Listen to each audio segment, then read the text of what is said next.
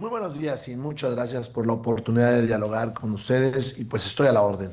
Muchas gracias. Bueno, pues ya escuchamos la crónica de nuestra compañera Leti Robles, escuchamos lo de ayer, pero usted, señor coordinador, estaba y escuchó perfectamente lo que sucedió, pidió la palabra al final, cosa que no se le dio el presidente del Senado, pero ¿qué fue lo que encendió, más allá de los discursos anteriores, este momento pues tan lamentable que vimos en la política mexicana? Bueno, vimos una excelente narrativa crónica de Leti Robles. Ujú. Yo agregaría algunas cosas.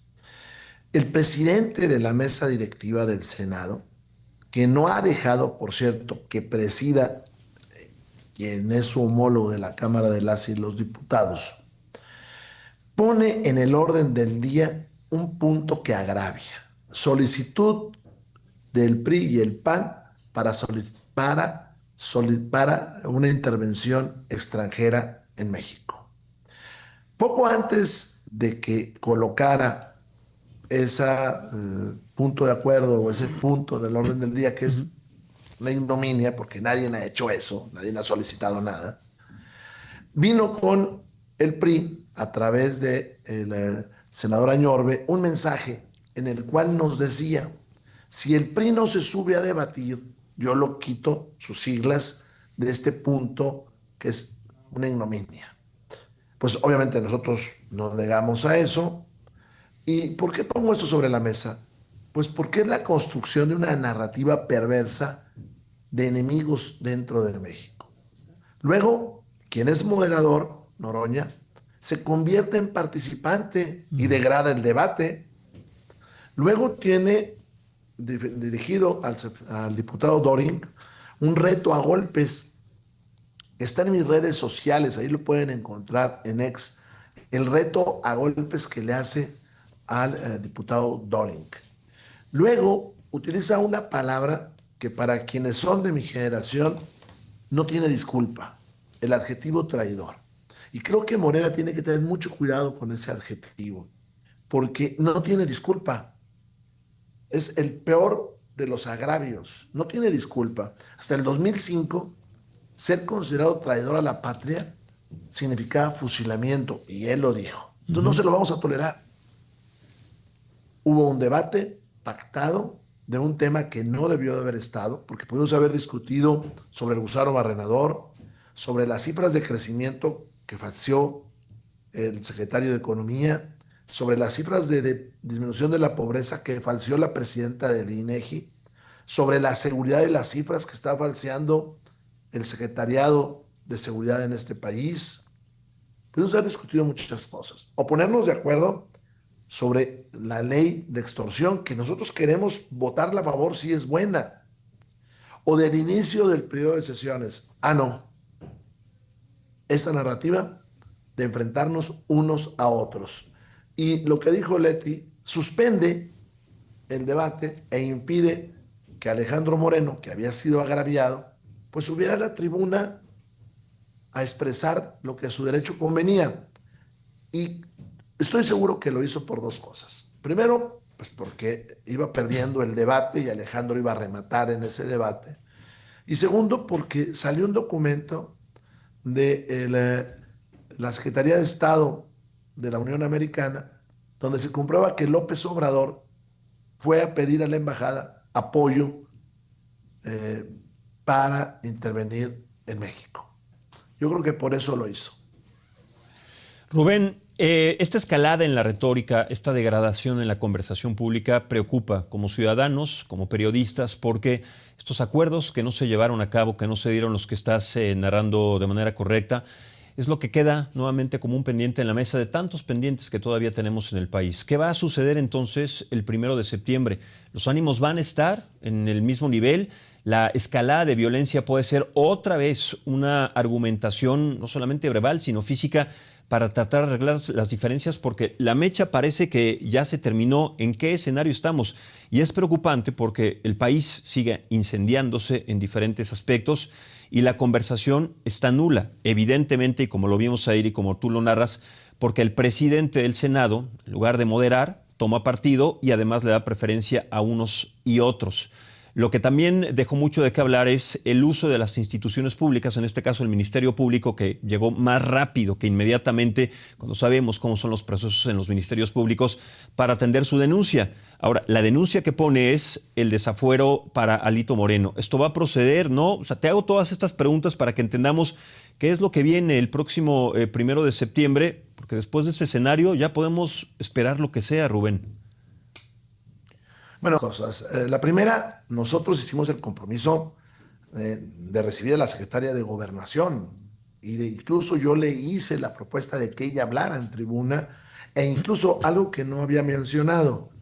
Le dije, si la presidenta de este país algún día decide ir a la Cámara a rendir el informe, el PRIismo se va a comportar institucionalmente. Ese era el ánimo que llevábamos y no hemos retirado la posibilidad de trabajar juntos para tener una nueva ley general en contra de la extorsión. Y yo he reconocido la destreza jurídica, por ejemplo, de Leonel Godoy. Sin embargo, pareciera que dentro de Morena hay un grupo que le juega las contras a la presidenta, hay un grupo que le juega las contras al país, que polariza, está polarizando. Yo creo que de lo que aquí venga adelante depende de Morena. Yo nunca había visto una mayoría tan irresponsable. El país no crece, van a endeudarse en 2 billones de pesos el año que entra, para que todo el mundo lo sepa. Si no se endeudan, ya no pueden pagar los programas sociales. No quieren publicar la reforma al artículo 123, una reforma aprobada Cámara de Diputados, Cámara de Senadores, todas las legislaturas, que duplicaría los sueldos a los diputados. Por cierto, que los líderes sindicales permanecen callados, de burócratas y no burócratas. No tienen dinero, por eso no la pueden publicar, porque no tienen dinero y están en peligro los programas sociales. Nosotros estamos para construir, para trabajar, obviamente la reforma electoral que está lanzando otro personaje de la misma estatura de Noroña, pues esa no la vamos a discutir. Y Noroña sabe el peso de las palabras, y sobre todo porque se refiere a la historia del siglo XIX. Y también él sabe por qué personajes como Alejandro Moreno o como su servidor, que soy de una generación ya muy anterior, le damos a ese adjetivo y sabe por qué no se lo vamos a disculpar nunca. Porque ese adjetivo no se usa entre mexicanos y en todo caso tiene que poner las pruebas y en todo caso se tiene que atener a que estemos molestos. Porque además, él, como hay en una de mis intervenciones, yo les dije, estamos discutiendo esto y así porque ustedes lo pusieron en la mesa. ¿Cómo se tomarían, Rubén, acusaciones y dichos? Porque venía escuchando en la mañana una entrevista que se le hizo a Gerardo Fernández Noroña, que si se refieren a lo que está pasando en el Senado y en la República Mexicana con Morena tentativamente como una dictadura, que si fuera una dictadura, Alejandro Moreno, todos los de la oposición ya estarían muertos, porque así lo dijo textualmente. ¿Cómo se pueden tomar estas declaraciones después de lo que vimos ayer? Es decir, está incendiando más la conversación. ¿Qué evaluación pondrías? Porque está dejando la mesa directiva del Senado Fernández Noroña, pero ¿qué evaluación le pondrías al momento y sobre todo después de estas declaraciones que son totalmente irresponsables, sobre todo para lo que se refiere y lo que toma en cuenta como estos momentos históricos terribles de las dictaduras y las consecuencias que han tenido? Mire, Alejandro pareciera que se molesta por nada. No, se molesta Alejandro por una agresión directa. Yo creo que nadie tolera que le digan traidor a la patria. Ahora, estamos ante la construcción de una dictadura. Deshicieron el Poder Judicial, deshicieron los órganos autónomos, deshicieron o están en vías de deshacer la federación. Los gobernadores ni los presidentes municipales tienen dinero porque les retiran al año 2 billones de pesos a todos los estados. Y por eso usted ve, voy a ir a un ejemplo muy simple, usted ve baches en Azcapotzalco, ve muchos baches en Pachuca, y puede ver baches en Tijuana, puede ver baches en Monterrey o en Cancún, porque retiraron grandes cantidades de recursos. Por eso usted ve las carreteras de todo el país destrozadas. Entonces están desmantelando también la federación. Y Noroña contribuye junto con un grupo de Morena a generar una narrativa polarizante. Las dictaduras siempre parten de eso, de polarizar y de crearse enemigos. Hitler se generó sus enemigos, ¿eh? Y yo ayer puse un ejemplo. ¿Qué hizo Hitler? Bueno, se apropió la palabra pueblo. Tenía un carro que era el carro del pueblo, un tribunal que era el tribunal del pueblo, un ejército que era el ejército del pueblo, y ganó las elecciones con un 90%. Y engañó a uno de los pueblos más sabios del mundo. El mismo pueblo que vio nacer a Hegel, por ejemplo, y a muchos otros filósofos y teólogos. Bueno, los pueblos sabios como el mexicano pueden ser engañados por los demagogos. Y eso es lo que está haciendo Noroña. Y Noroña no está loco. Pareciera que está loco, pero no está loco. Lo que está haciendo es una narrativa que le favorece a él. Porque cuando hay moderados en su partido, y ha dicho nombres, pues él se quiere llevar la parte más agresiva de su partido y en 5 años quedarse con la presidencia de la República, como ha sucedido en muchas partes del mundo. No, para esto hay que ver lo que pasa, ¿no? Y él no es un ignorante, parece ignorante, pero no es un ignorante. No es un loco, parece loco y actúa como loco, pero no es loco. Él sabe lo que está haciendo. Sí, totalmente, que eso es lo peor, no estar, aparentar ser alguien, pero eso deja mucho que desear, sobre todo de la inteligencia y del diálogo, de la capacidad de discurso que tenga. Ahora, finalmente yo le preguntaba, coordinador, ¿cómo evaluaría su cargo hasta el momento en el Senado? ¿Cómo podríamos evaluar si 0 fuera lo peor y 10 lo mejor hasta el momento el cargo de Gerardo Fernández Noroña? Es un cero, y déjeme el argumento. Fíjese usted cómo Morena dice, hay que quitar los plurinominales, porque además son las cúpulas de los partidos. Mire, los plurinominales de Morena no salieron de Morena, salieron de la designación de López Obrador. Cuando ellos hacen esa farsa que tuvieron de elección previa, López Obrador arregla a lo que le llamaban corcholatas con las plurinominales y dice, Ebrard, senador, el otro, senador, el otro, diputado, el otro, que es Noroña, senador. Pero además, dice López Obrador, antes de la elección, antes de las elecciones internas de su partido, dice, ¿saben qué? Y uno va a ser presidente de la Cámara de Diputados y otro la de senadores. Oiga, pues si no estamos tontos, hombre, vemos lo que hicieron. Y también tal vez por eso la presidenta hoy reacciona de esa manera, porque se quiere quitar pues a quien se cree jefe máximo de este país, y me refiero a López Obrador. Hoy, la semana pasada publiqué yo columnas sobre eso.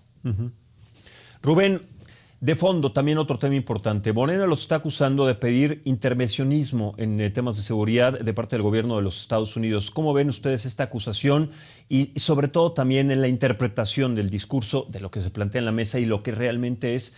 ¿Cómo ven ustedes esta acusación, este señalamiento y cuál es su postura también al respecto en este tema de seguridad que sucede y también de la entrevista que dio la senadora Lili Telles en una cadena de noticias estadounidense? Bueno, primero, ellos quieren llevar cualquier expresión de colaboración, ayuda, trabajo conjunto al hecho de que nosotros solicitamos una invasión, y eso es falso. Nosotros hemos puesto sobre la mesa que las actitudes de colaboración que tiene el gobierno mexicano se pongan en un tratado. Obviamente, las partes secretas pues se ponen en un documento privado, que ese tratado se pase por el Senado. Pero fíjense cómo es Morena.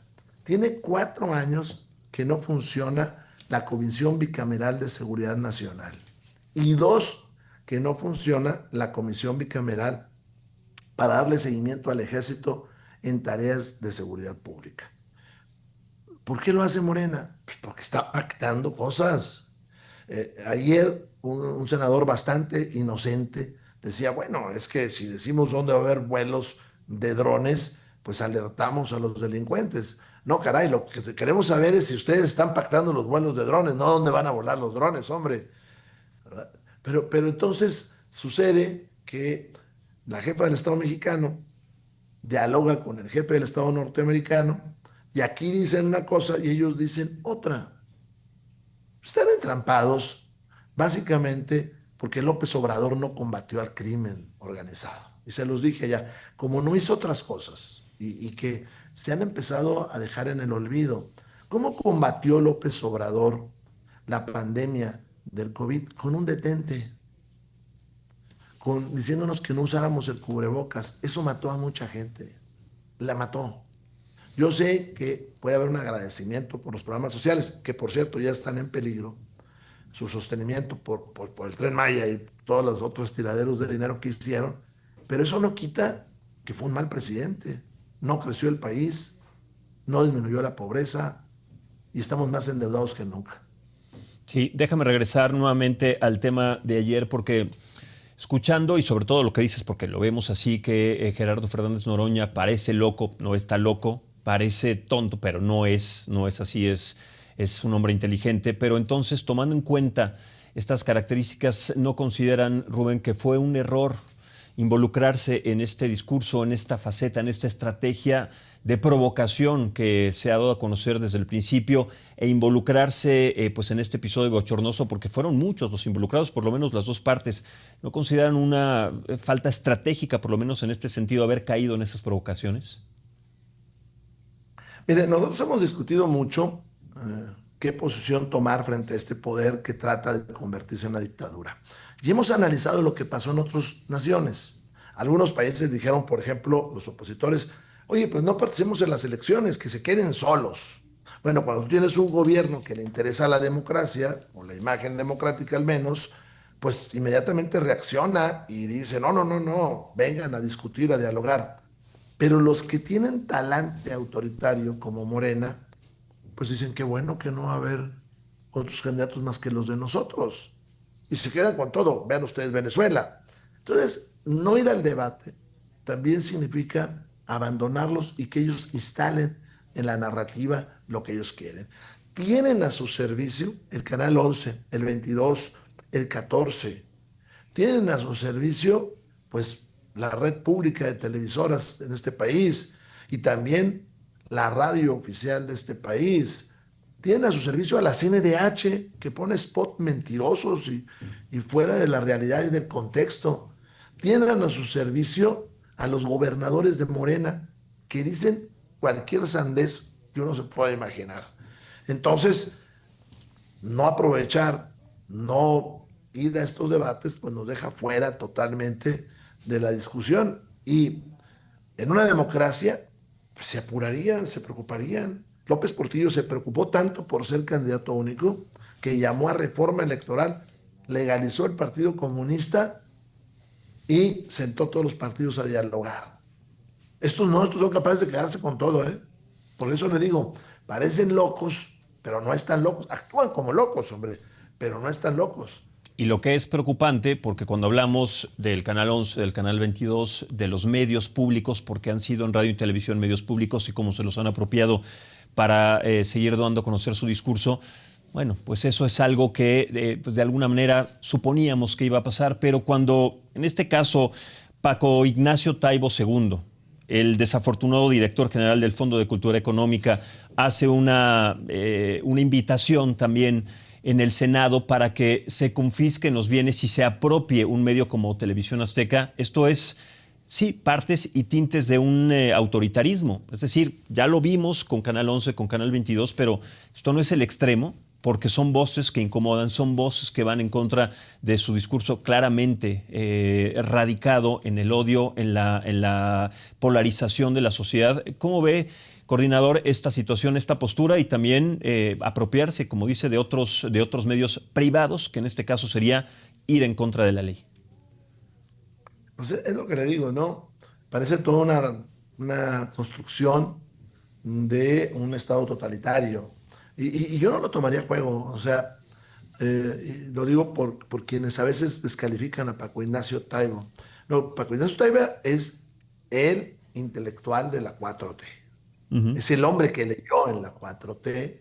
Tiene, y lo tengo que reconocer, una pluma atractiva cuando habla en sus novelas. Es una pluma atractiva. Pero eso es lo que lo hace peligroso, porque él ha estado usando su intelecto para, pues, distorsionar la realidad y los contextos. Él también ha dicho que fusilen a la gente. Él lo ha dicho, como también utilizó palabras soeces como aquellas se las metimos doblada. Él ha negado su pasado español, que no tiene nada de malo, como López Obrador, ¿no? El abuelo de López Obrador era cántabro. Yo ayer les dije, ni mi tatarabuelo era español, ¿eh? Yo soy mexicano, ¿verdad? Pero yo no promuevo la división entre unos y otros. Y es raro que quien fue recibido en este país, su familia, pues ahora agreda al lugar donde venía y aparte polarice a los mexicanos. Y es además el director del Fondo de Cultura Económica. Y yo te sugeriría, perdóname por este atrevimiento, pero visiten las librerías del Fondo de Cultura Económica. Se convirtieron en la edición de los libros que le gustan a Paco Ignacio Taibo. Sí, sí, Ya sí, no sí. están los grandes textos de Dworkin, de Rousseau, de Dahl. No, no, no. Están las colecciones que él leyó de chiquito. Ujú. Y bueno, pues cada quien tiene derecho. Sí, nada más que este país es mucho más plural para dejarlo en manos de un propagandista porro, ¿verdad? Sí, justamente a eso me refería, porque cuando uno es director de una institución tan importante como el Fondo de Cultura Económica, también tiene que haber pluralidad, tiene que haber una apertura de mente y no solamente pues el gusto particular, como pasa con las instituciones y con estos personajes que usan las instituciones públicas para su beneficio particular. Rápidamente, aprovechando el viaje, perdón, Rubén, se viene una reforma electoral. ¿Cómo vislumbran esta situación en el país y cuál es el panorama que vamos a tener a partir de que ya se eche en marcha? Mire, al principio muchos pensábamos que se trataba de fortalecer al presidencialismo. Eliminan los órganos autónomos, haces más fuerte la figura del Ejecutivo. Pero yo soy de los que tenemos una hipótesis distinta. Están pasando el centro del poder del presidencialismo al partido Morena. Y ahí el que tenga el control estatutario o metaestatutario. ¿A qué se parece esto? Pues al maximato. Hay un intento de López Obrador desde Morena, controlando Morena, para dirigir la vida de este país. ¿Cómo?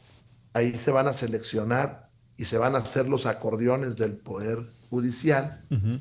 Ahí se van a empujar candidaturas de todo tipo. Eso es lo que estamos viendo y eso es lo que nosotros tenemos que comprender, porque este país es una nación donde se eligió el presidencialismo, no el maximato, que es muy distinto. Y por eso le pusieron en Morena ahí al hijo de López Obrador.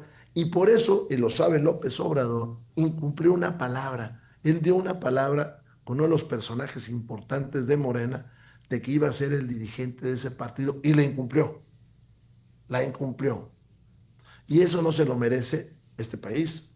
La presidenta de la República no se merece la deuda que le dejaron, el nulo crecimiento, las obras faraónicas, que le haya quitado la mitad de efectivos al ejército, con lo que eso significa para la seguridad nacional, pero que haya deshecho la policía y ahora el secretario de Seguridad Pública no tenga policías. Sí. Eso es donde estamos y a donde vamos. Sí, un panorama oscuro, un panorama incierto, sobre todo y más allá de la situación convulsa en la que vivimos en diferentes aspectos. Y bueno, pues esto es lo que tenemos que enfrentar desde absolutamente todos los medios y frentes, con las voces que en los medios de comunicación tengamos y también ustedes como oposición. Rubén Moreira Valdés, coordinador del PRI en la Cámara de Diputados, muchísimas gracias por esta conversación y sobre todo también por este tiempo para hablar de estos temas trascendentes y también lo que viene el próximo 1 de septiembre. Estaremos muy atentos, esperemos que el diálogo se sobreponga a las exaltaciones que son claramente provocadas, en este caso por el presidente del Senado y por quienes dominan actualmente todos los poderes en el país. Esperemos que haya cordura, mesura y diálogo para bien absolutamente de todos. Señor coordinador, nuevamente muchas gracias y buenos días. Gracias, así será.